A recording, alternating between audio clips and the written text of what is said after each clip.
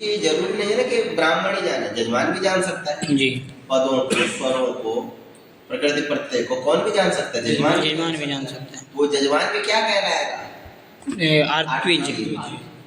और जो ब्राह्मण जो कराने वाला है उसको भी पद को जानना चाहिए, क्या स्वर है उसको जानना चाहिए मंत्रों को, है? और उस में क्या प्रकृति प्रत्यय उसको भी जानना चाहिए। जो याजक है वो भी क्या होगा? आर्तवीजीन होगा, और जो जजमान होगा वो भी आर्तवीजीन। पूछ लेगा आर्तवीजीना से किसको लिया? दोनों को, दोनों को। यजमान जो ऋत्विक को जो अर्हता रखता हो, जितने ऋत्विक पढ़े हो, मंत्र पढ़े हो, वो दोनों हो सकते, जजमान भी हो सकता है, ब्राह्मण भी हो सकता है, ठीक है ना? तो वही कहा सह आर्तवीजीनो भवति, वह क्या हो जाता है? आर्तवीजीन हो जाते हैं, मतलब यज्ञ का अधिकारी हो जाता है जी। यज्ञ करने कराने का क्या हो जाता है? अधिकारी हो जाता है। कौन हो जाता है? जो इस वाणी को पद से, स्वर से और अक्षर से जानता है, प्रकृति प्रत्यय से जी, वाणी को, ठीक है ना? वो आर्तवीजीनः भवति, ठीक है ना? तो आर्तवीजीनः स्यामा, हम भी क्या हो जाए? आर्तवीजीनः स्यामा, मैं भी आर्तवीजीन हो जाऊं, है ना? श्यामा होए, ठीक है?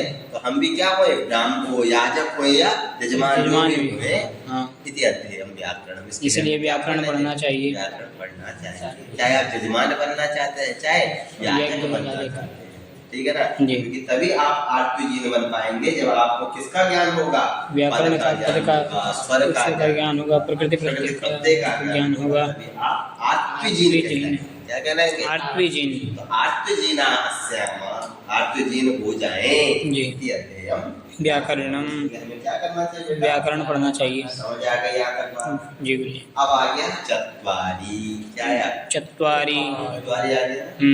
अब ये चत्वारी में इन्होंने बहुत बड़ा मंत्र है ये, और ये मंत्र हर दर्शनों में और हर सिद्धांतकारों ने ये मंत्र लिया है। इसी मंत्र को हमारे महाभाष्यकार ये मंत्र वेद का है। चत्वारि श्रृंगाणि श्रृंगाणि है ना गुरुजी? चत्वारि श्रृंगा होगा, श्रृंगा है इसमें, श्रृंगा श्रृंगा, चत्वारि श्रृंगा, कहीं पर श्रृंगाणि आता है। हाँ ठीक है, अलग अलग मंत्र होगा जी। चत्वारि श्रृंगा त्रयोऽस्य पादा शीर्षे शपथ हस्तासो अस्य त्रिधा बद्धो वृषभो रवीति महोदेवो मर्त्याम् आविवेश। ये मंत्र है, ठीक है ना? इस मंत्र को सब दर्शनों ने अपने अपने अनुसार घटाया है जी, अपने अपने अनुसार घटाया, सिद्धांतों के अनुसार इसको घटाया। देखो मंत्र की यही तो कल्पना है हमारे ऋषियों की। मंत्र मतलब क्या है? वो बहुअर्थक है जी। क्या हो गया? बहुअर्थक। एक मंत्र लेकिन उसके अर्थ कितने निकलेंगे? बहुत अर्थ निकलेंगे, जिस प्रकार से चाहोगे उस प्रकार से अर्थ निकलेगा जी, ठीक है ना? तो हम आजकल एक शब्द को लेके बैठ जाए, इसका ये अर्थ, आप कैसे कह सकते हो कि इसका ये अर्थ है जी? हमारे ऋषियों ने तो जो कल्पना करी वो अद्भुत है, ऐसा समझा कि नहीं? उनका एक शब्द है, उसके तुम जिस तरह से जाओ और जिस तरह से सोचो उस तरह से उसका क्या निकल जाएगा? अर्थ निकलेगा। तो ये ऐसा मंत्र है। तो हम व्याकरण साहित्य में जाओगे तो साहित्य में भी ये मंत्र मिलेगा, ऐसा समझा? और ज्योतिष में जाओगे ज्योतिष में भी ये मंत्र मिलेगा, जाओगे तो वहाँ किसी न किसी शास्त्र में ये मंत्र मिलेगा, ठीक है ना? व्याकरण में भी दिया गया। क्या अर्थ बोला? देखो आगे कहा चत्वारि श्रृंगाणि पदजातानि नामाख्यातोपसर्ग निपाताश्च महोदेवा, एक महान देव है। क्या है? एक महान देव। यहाँ पे की तो किसकी? वो भगवान उसकी ही वंदना की गई है यहाँ पे इस मंत्र में। एक महान देवता है ना? जो देवता क्या है? जिसके क्या है? चत्वारि श्रृंगा, जिसके 4 सिंह हैं, ठीक है ना? त्रयोऽस्य पादा, कितने पैर हैं? 3 पैर। द्वे शीर्षे, कितने? 2 सिंह हैं, ठीक है? सप्त हस्तासो, 7 हाथ हैं, ठीक है ना? त्रिधा बद्धो वृषभ, ऐसा वृषभ रूपी वह देवता है। वृषभ मतलब बैल रूपी देवता है, ठीक है ना? भगवान क्या बोलते? शंकर की ही उपासना हो, क्या पता, ठीक है ना? तो उसके कितने, और तीनों जगह से उसको क्या किया गया? बांधा गया, त्रिधा बद्धा, 3 जगह से क्या किया गया? बांधा गया, त्रिधा बद्धा। और वो वृषभ जो है, वृषभ रूपी जो बैल रूपी जो है, अतिशय रोत चिल्ला रहा है, जोर जोर से चिल्ला रहा है, रो समझे? और क्या? मर्त्या आविवेश, और जो मर्त्या है, मर्त्या मतलब जो मनुष्य लोग हैं, जो क्या है मनुष्य लोग, मर्त्य, मर्त्य है मनुष्य मनुष्य लोगों लोग। को, वह उसमें आविवेश हो रहे हैं, वह उसमें समाहित हो रहे हैं। जी, वो उसमें क्या हो रहे हैं समाहित हो सभी, वो इतना बड़ा इतना विशाल है कि सबके सब उसमें क्या हो जा रहे हैं समाहित हो रहे हैं, सामर्थ्य आता है। ठीक है ना। जी। लेकिन अब इसका अलग अलग तरीके से अपना अपना किया जाए। हाँ। ठीक है। तो व्याकरण क्या कहता है? कहता है चत्वारि श्रृंगा वृषभ है, शब्द रूपी वृषभ है। जी, कैसा वृषभ है? शब्द रूपी वृषभ, शब्द रूपी वृषभ। शब्द वाणी रूपी जी एक, ठीक है। जी वो देवता है, देव समान है। ठीक है जी, उस वाणी के क्या है? तो कहा चत्वारि श्रृंगा, उसके भी चार क्या है? सिंह है। क्या सिंह है? तो कहा पद जात, वो पद से संबंधित सिंह है। किससे संबंधित? पद से संबंधित। क्या क्या? नाम, दोपसर्ग निपाताश्च, नाम, आख्यात, उपसर्ग, निपात। ये चार है। जी, नाम किसको कहते हैं? प्रादिपदिक। प्रातिपदिक, प्रादिपदिक कोई नाम कहते हैं। जी, प्रादिपदिक जैसे राम, श्याम, हरि, ये सब प्रादिपदिक हाँ, है ना। जी। इनको नाम शब्द से भी कहा जाता है। क्या कहा जाता है? नाम।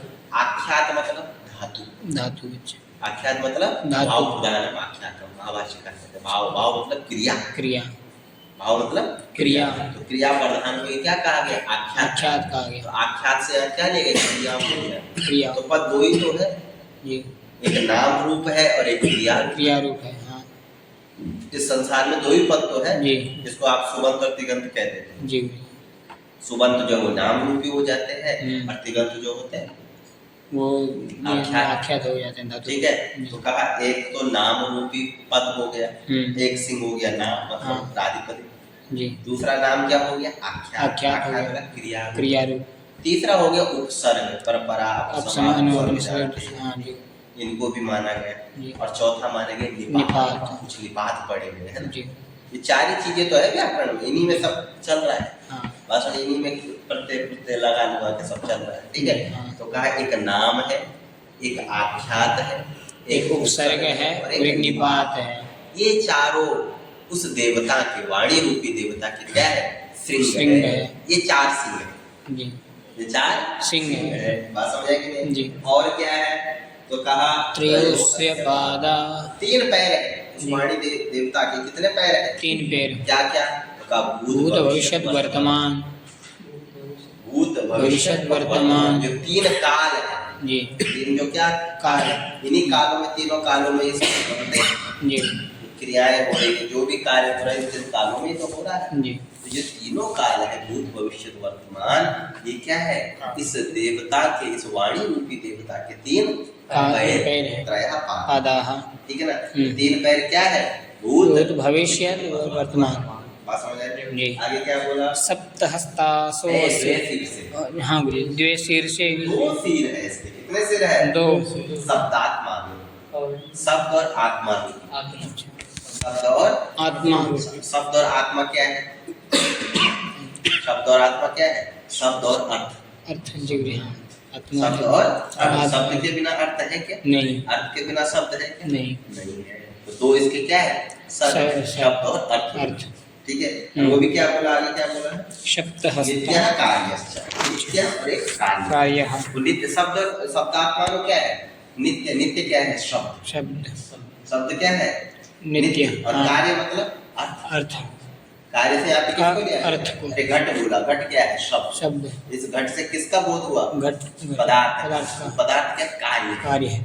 पदार्थ क्या कहा गया? कार्य। तो वो दो ही है। और यहाँ पे ध्यान, नित्य शब्द को लिया महाभाष्यकार, ध्वनि रूप को नहीं लिया। जी, नित्य से किसको? स्फुटात्मक। स्फोटात्मक।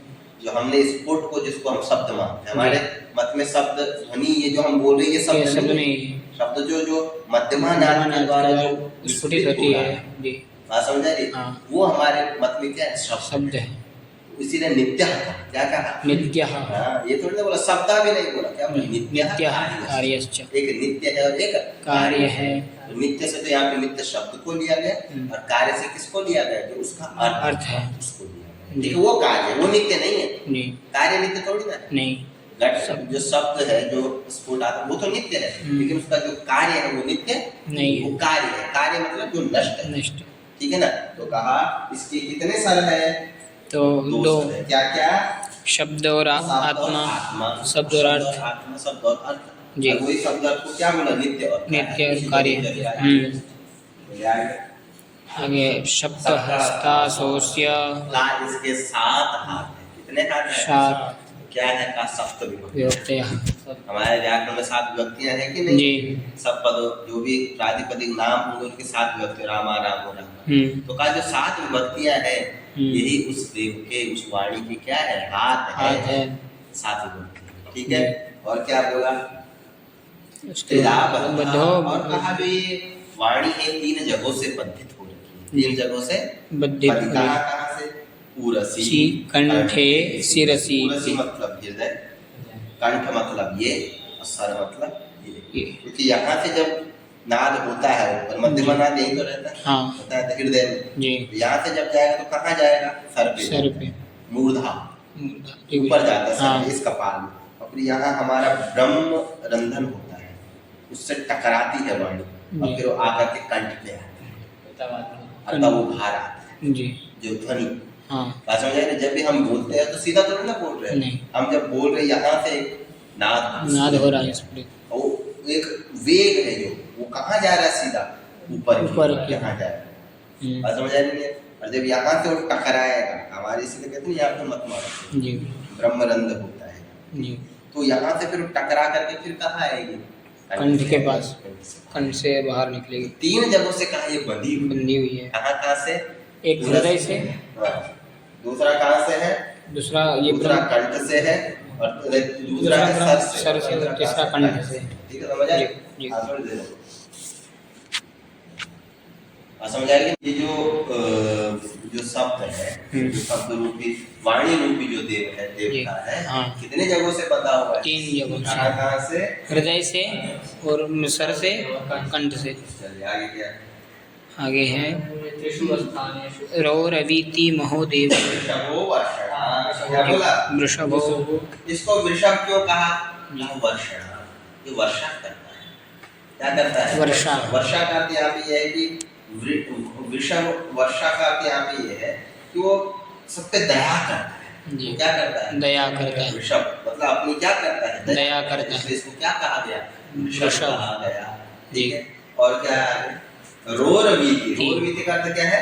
शब्दम करोति, शब्द करना जी। तो क्या है? रोरवीति, रोरवीति शब्दम। कुता एतद् रोति शब्द कर्म, कुता एतद् का कैसे ऐसे कह रहे हो? रोति शब्द कर्म, अरे शब्द का काम करना ही है। हाँ, शब्द करना जी।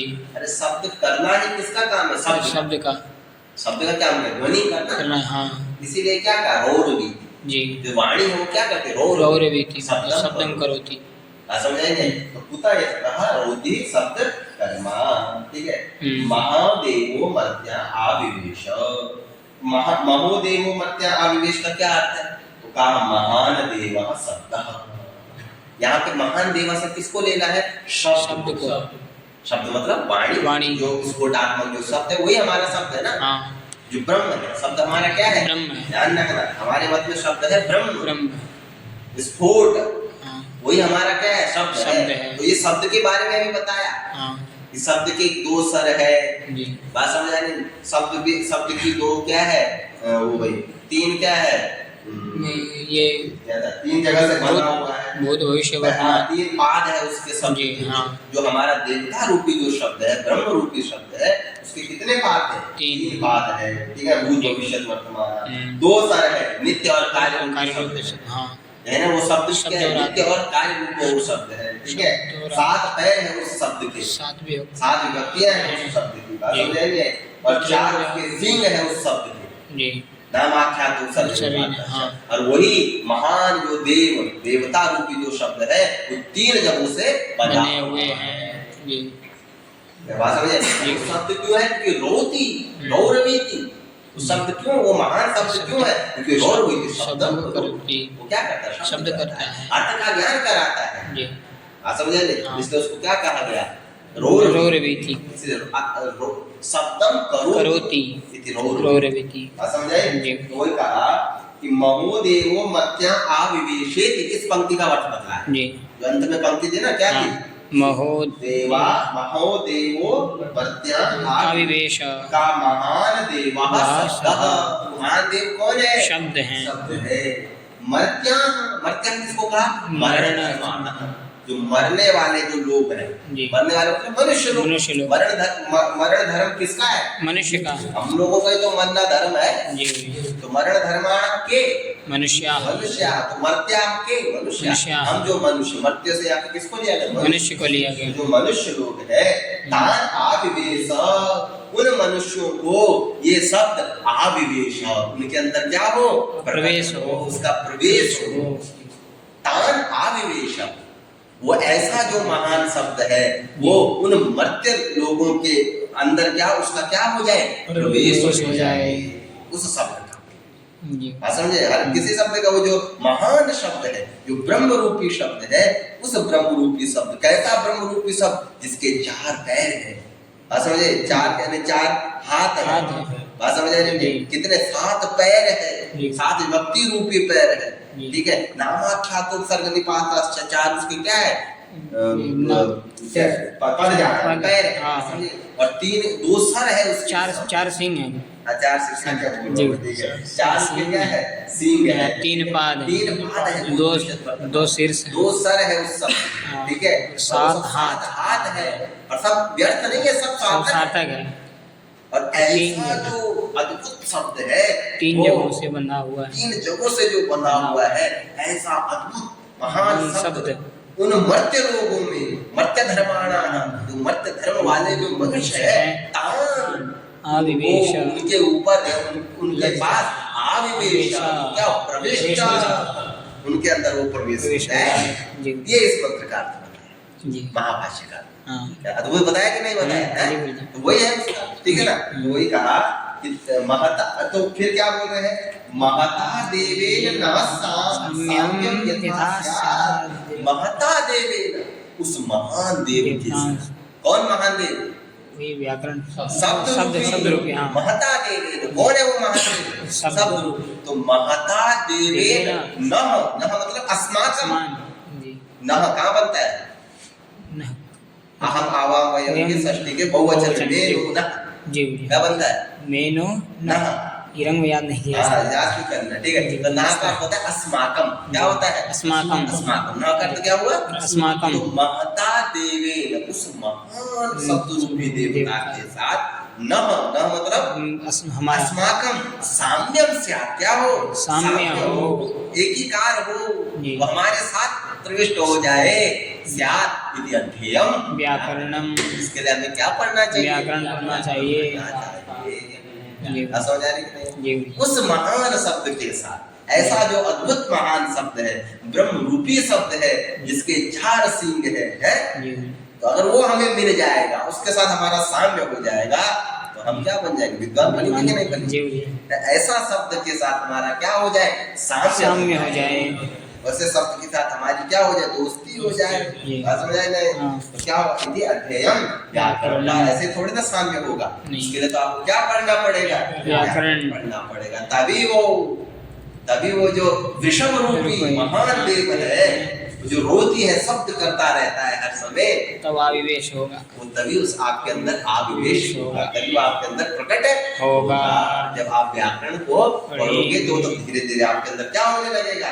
प्रकट प्रवेश उसका होने लगेगा। क्या बात समझ आई कि नहीं है?